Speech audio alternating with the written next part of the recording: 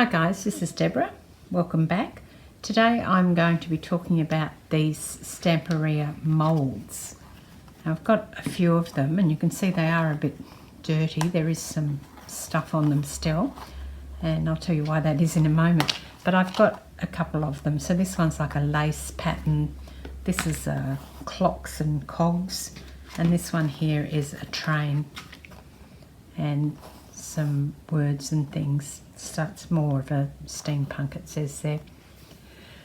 So what you use those with is, this is one of the things, and this is what I've used them with, is the Stamperia cream paste. Now the cream paste is in this little jar and it's really, really light. So when you pick the jar up, it feels like there's nothing in it. So, but you can see it's very light and frothy. It's a bit, maybe like a mousse texture. If I was to make a mousse, then that's what you'd get. And you just get some on your palette knife and you turn it over and you scrape it into this mould. See how thin the moulds are? So you scrape it in there. But when you do, there's a couple of things to note. First thing is that you want to make sure that you give it a full, at least I would think, 30 hours, so maybe a day and a half to dry. What's happened is I've been impatient and I've taken it out when it wasn't quite dry, and so some of the cream paste has stuck into the little crevices, but it will come out. I just have to pick it out. You'll see that there. Comes out quite easily if you just take your time. So my advice, don't be impatient like I am and take it out too soon. So what happens when you put the cream paste in and it starts to dry is that it will shrink. It's a bit like when you're, putting no more gaps or something on your wall. It will shrink. So you need to actually overfill the mould. The mould's not very deep, but really make an effort to overfill it, because when you pull it out, if it's not over full, it will have sunk in and it won't pull out in one piece. It will actually start to break up. So now I'll show you a couple that I've already made, because it does take time to dry. Obviously I can't do that on here.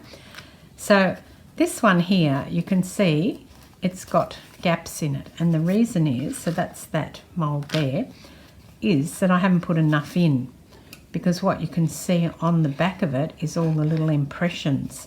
So when I went to take it out, it actually started to tear in places where it was very thin. Now luckily for this, it's sort of a lace effect, and so I'm still going to be able to use that.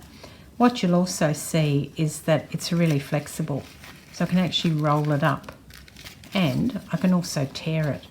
So if I want to tear that, just looking at where I want to tear it. So I want to tear, this piece here off, then it will tear. So it's quite, it's plasticky. Yeah, it feels like very soft plastic, but it'll crumple into a ball and then come out again. So it's really, really cool stuff, this cream paste. And so that's one problem that I had when I did this mould. This one here, I did a much better job. So it's also sunken at the back, and I could have put a bit more cream paste on, but I left it. So I was trialling it with this one, and then I thought it's not dry enough. So I've left it, and that one pulled out really cleanly. So the other thing that you can do with this is you can cut it. I take my scissors and just cut that off. It will actually cut through.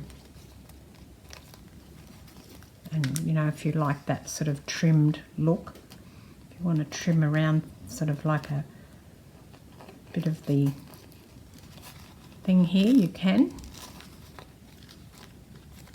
You can just cut it with a normal pair of scissors like that. It depends what sort of edge or what you're actually looking for. So I'll put this one aside, and then what I made with this, or actually with the time machine one, is I made this mixed media piece, and that's the mould piece here. So you can paint on it. Obviously I've used black paint, and also I've used some wax on here as well. So you can colour it with various different types of media. Here's the other half of that one, because I only used half on that mixed media piece. And you can probably pick up some of the colours that I've got in there, which is like the purple and things like that. I've actually got some, this here is Art Alchemy Opal Magic, and this is a wax by Prima called Turquoise Satin.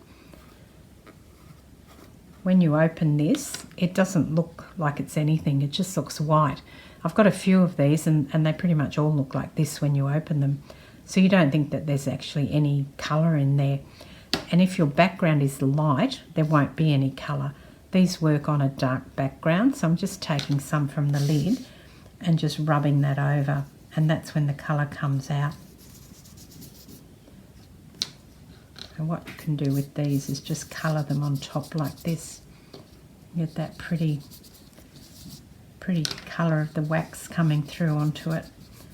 So I've used purple, I've got a purple one, a blue one, a green one, and then I've got plain gold wax, which is the gold that you see on here. So once again, they are the Stamperia moulds, and they come in lots of different varieties. I've only got 3 of them. I thought they were the nicest 3. And then the cream paste. In terms of price, I think that they're under $10. I can't remember exactly how much. It might be somewhere between $7 to $10 for these, which is pretty good for a mould.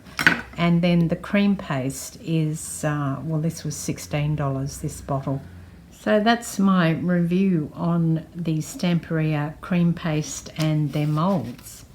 This is Deborah. Thanks for watching. I'll catch you next time. Cheers.